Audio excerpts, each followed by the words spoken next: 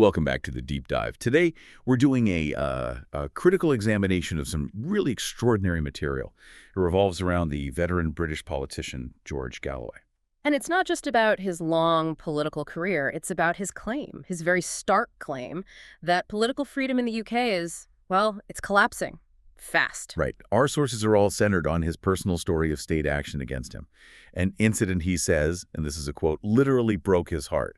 And he uses that as a jumping-off point for this incredibly dark diagnosis of the West. So our mission today is to unpack these claims for you, and to do it impartially. First, this idea that anti-terrorism laws are being twisted to target political speech. Then why European leaders seem so, locked into the war in Ukraine. And finally, his much broader view of the UK and the West as what he calls a sick society that's basically disintegrating from the inside. It's a huge paradox, isn't it? I mean, how can a man who has been elected 7 times across 5 decades, who supported Brexit, who opposed Scottish secession, how can he suddenly be treated like a security threat? Exactly. Just for his broadcasts. It means we have to, dig a lot deeper than the usual headlines. Okay, so let's start with the trigger point. The incident at Gatwick Airport. He and his wife were detained by armed anti-terrorism police. And the key here is they were detained, not arrested. And that distinction is absolutely vital. It's the whole legal fulcrum of his complaint. Yeah. If you're arrested, you get rights. You get the right to silence, access to a lawyer. But by detaining him under Section 7 of the Terrorism Act, which is specific to ports and airports, they sidestepped all that. They completely denied him those rights. In fact, Galloway says the first thing they told him was, and this is chilling, that he had no right to silence. No right to silence. Worse, they allegedly told him that if he refused to answer their questions, that refusal would itself be an offense under the Terrorism Act. That's a classic catch-22. It just strips away the presumption of innocence. It does. So he and his wife were separated. He was held for 4 hours, she was held for 5, surrounded by armed officers. And the interrogation wasn't about, planning violence or anything physical. Not at all. The focus was purely ideological, purely political. They went through his broadcasts, his podcasts, his tweets, his Facebook posts, everything. And his wife. The sources emphasized the surreal detail that his wife was questioned, and they even focused on her fingernails. Her fingernail. Because they were painted in the colors of the Palestinian flag. So you have the state treating political symbolism as if it's some kind of evidence for terrorism. It's just incredible to imagine a prominent public figure being subjected to that. So what was the specific legal mechanism that they were using? It's Section 7 of the Terror Act, something Galloway himself fiercely opposed when it was first introduced, precisely because he feared this kind of abuse. And what does it let them do? Crucially, at a port, it allows the police to seize everything.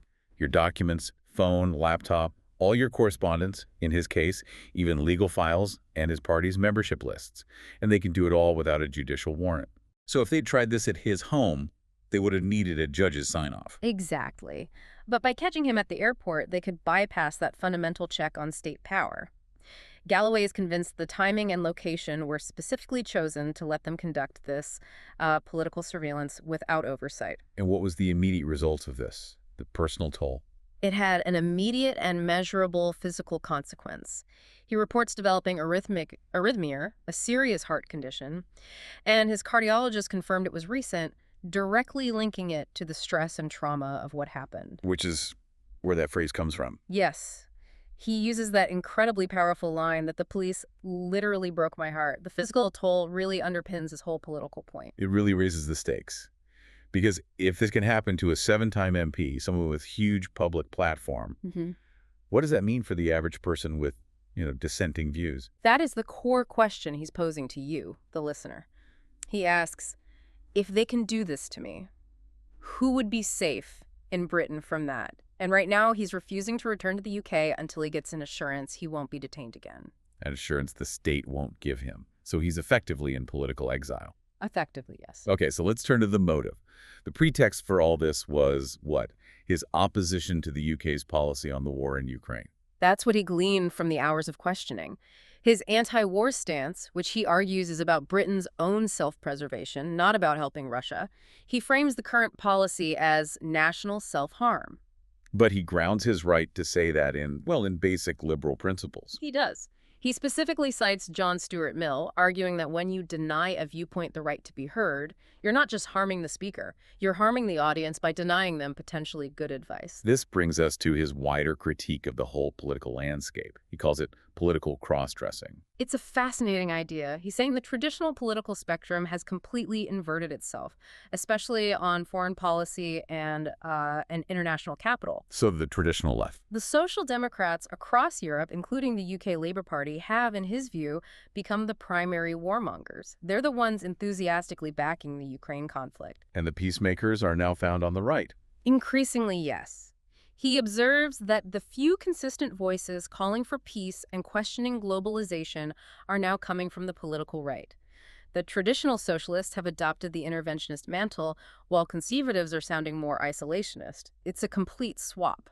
So if the war is so damaging, why are European leaders so dead set on continuing it? Galloway's analysis is that it's all about sunk costs and political self-preservation.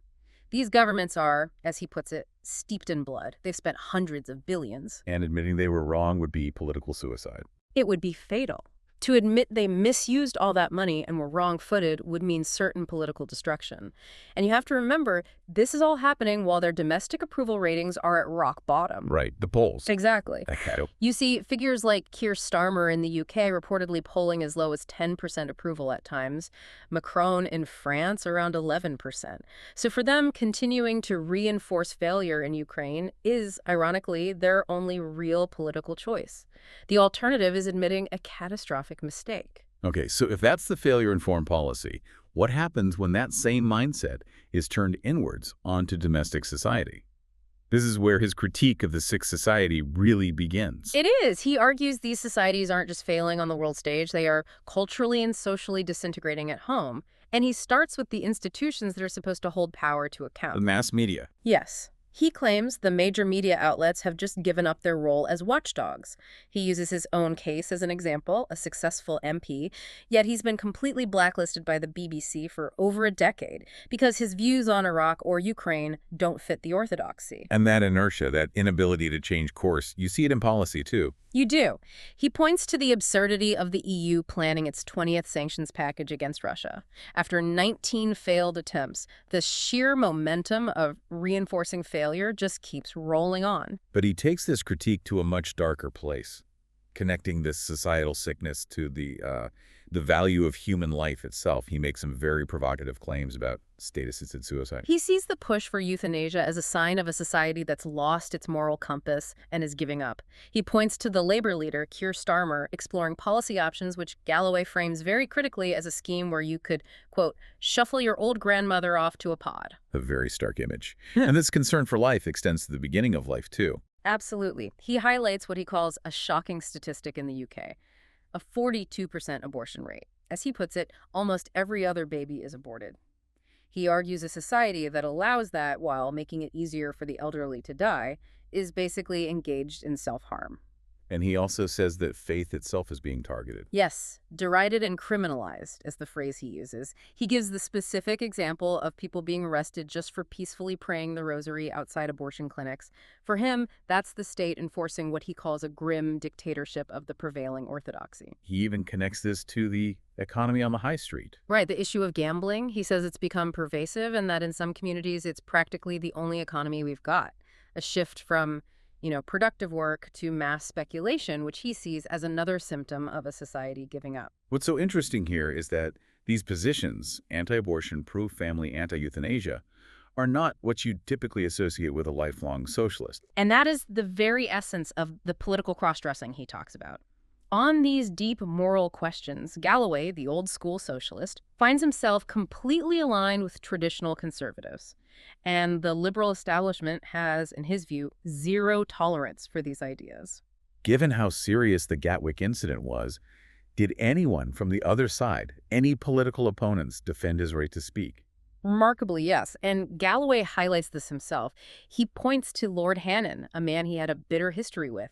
He'd successfully sued Hannon's newspaper for libel. So, no love lost there. None at all. But Hannon still publicly condemned the misuse of terror laws to go after a politician just for, in his words, expounding his abhorrent views. Defending the right to speak, not the speech itself. That's the real test. It is, and Galloway uses that to show that true political principle isn't completely dead, even if it's becoming very rare. So despite this grim picture, he does identify what he calls a saving grace, a moral bloc within the UK that's resisting all this. And this might be the most surprising part of the whole analysis.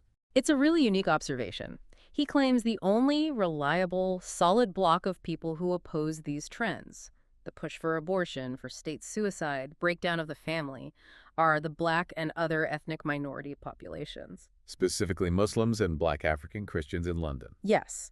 He says he's built a huge following in these communities because he's always championed these traditional family values, often against his own left-wing allies. He calls them, especially the Black African Christians in their vibrant churches, a saving grace for the nation's morality. Looking ahead then, what's his political prediction? He doesn't see Keir Starmer's leadership lasting. No, he expects Starmer to be unseated, probably after Labour gets a predicted slaughter in the local elections. But he thinks the Labour Party itself cannot be saved. He predicts Starmer will just be replaced by another Tony Blair clone, like Wesley Streeting. So just a new face on the same old orthodoxy. What about Nigel Farage and the Reform Party? He acknowledges they could be on track for an absolute majority given the public mood, but he dismisses Farage completely as not the answer. Why not? If he's tapping into that public discontent. Because Galloway argues Farage's entire political project is shallow. He says it relies almost totally on the race question, and that's not a sustainable strategy in a country that's still 88% white. And practically it's impossible. Exactly. Yeah. He argues the economy and the NHS would collapse overnight without the contribution of ethnic minorities. So the anti-immigrant rhetoric is just that rhetoric. Beyond that, he says Farage's other ideas are just tired, clapped-out Thatcherite solutions. So it seems he sees the entire political class, left, right, and populist, as completely lacking the leadership needed for this moment. That is his final, very stark assessment. He concludes that Britain is in deep trouble, facing its worst crisis since 1940-41, but with one huge difference. What's that? There is, in his words, no Churchill on the horizon. So what we've really unpacked today is this incredible trajectory. It starts with a very personal, very specific legal attack at an airport. A detention designed to get at his political life. And that one incident becomes the catalyst for this sweeping diagnosis of political failure, economic self-harm, and cultural collapse across the entire Western world. I think the key takeaway is the crisis of independent thought itself.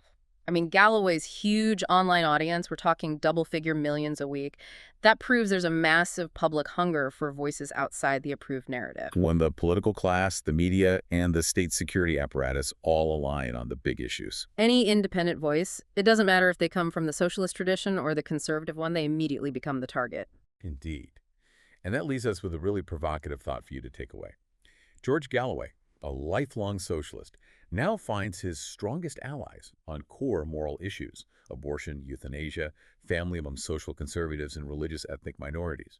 So, if the source material suggests these are some of the only groups pushing back against what he calls societal disintegration, what does this strange political alignment tell us about how the old labels of left and right might not just be changing, but collapsing into a completely new kind of cultural conflict in Western politics?